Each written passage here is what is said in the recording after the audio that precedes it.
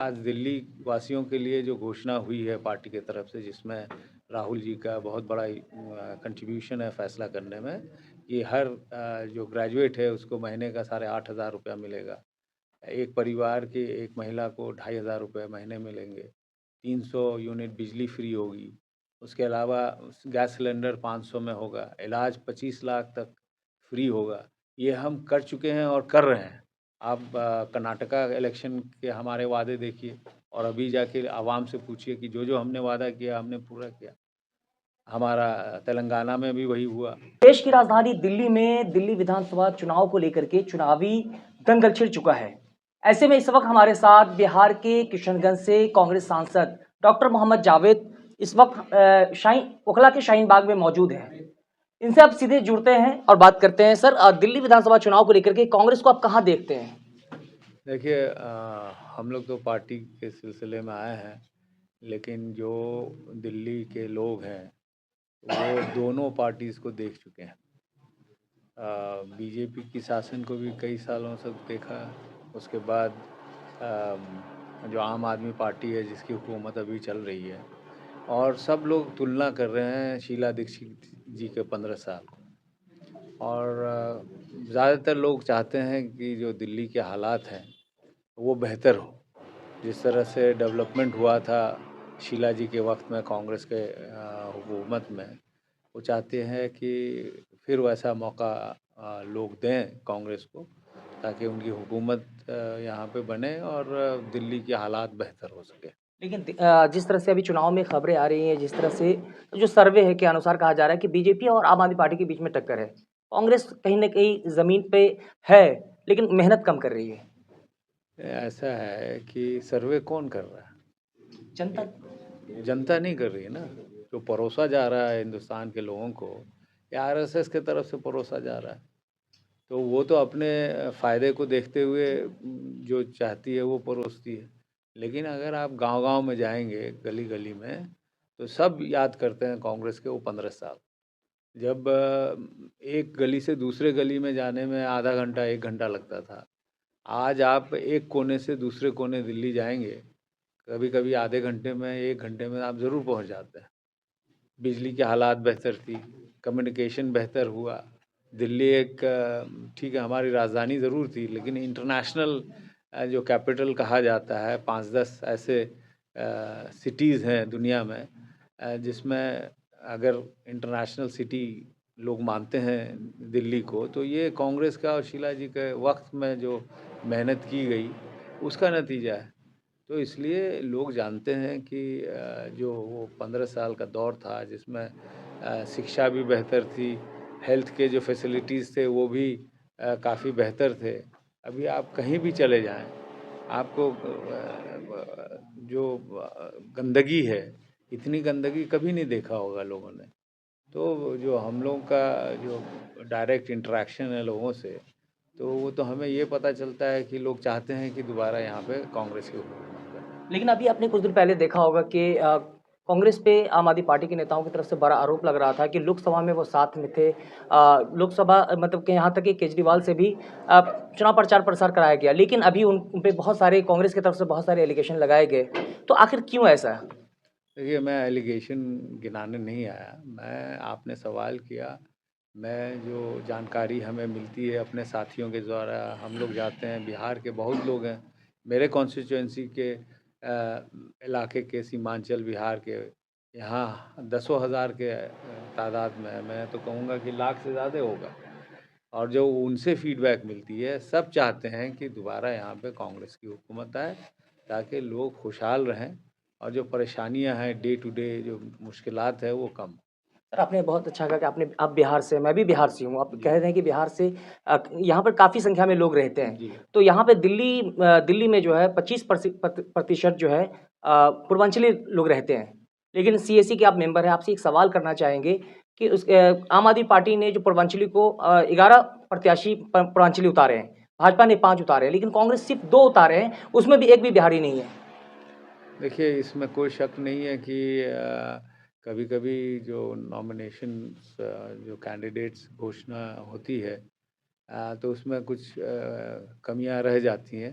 वो हर पार्टी से होता है।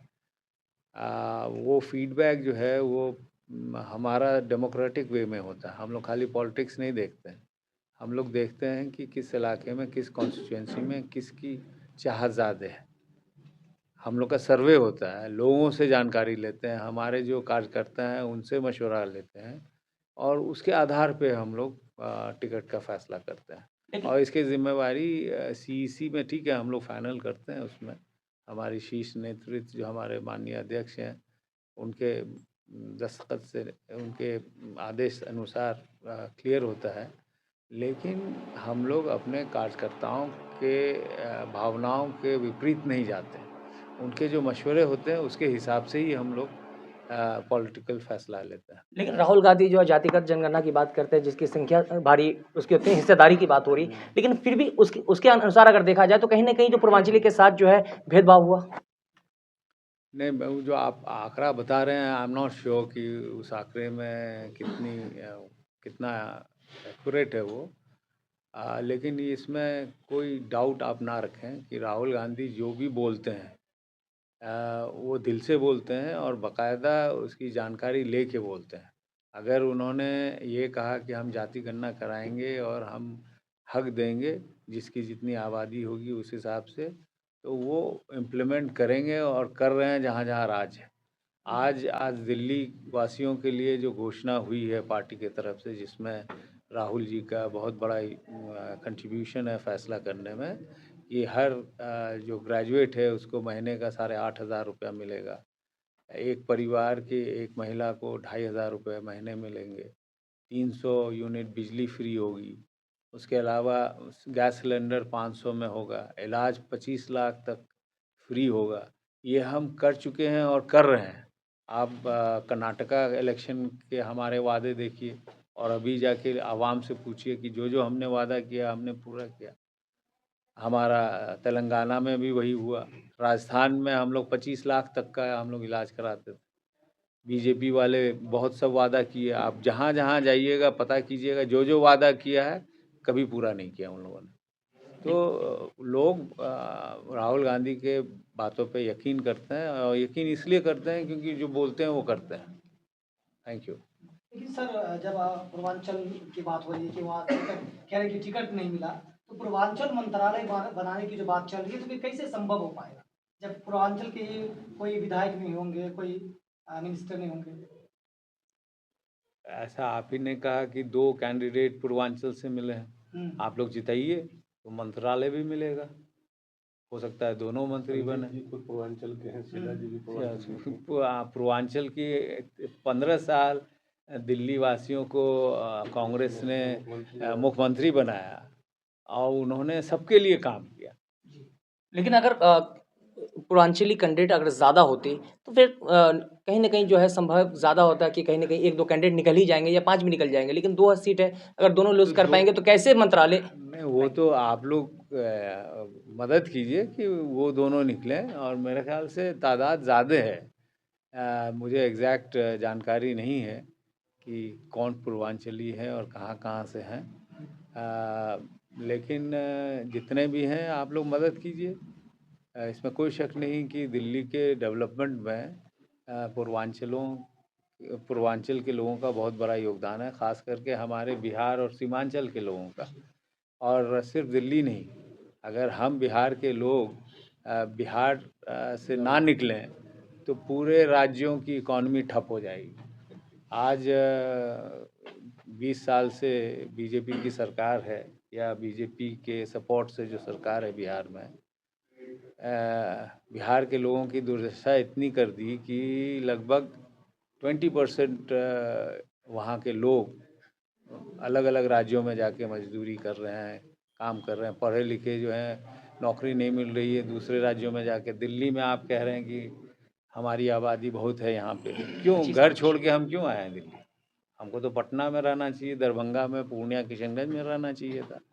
लेकिन चूंकि वहाँ पे इन लोगों ने उस तरह का माहौल नहीं बनाया, उस तरह का एवेन्यूज़ नहीं पैदा किए, जिसके वजह से हम लोग को मजबूरी में यहाँ आना पड़ा।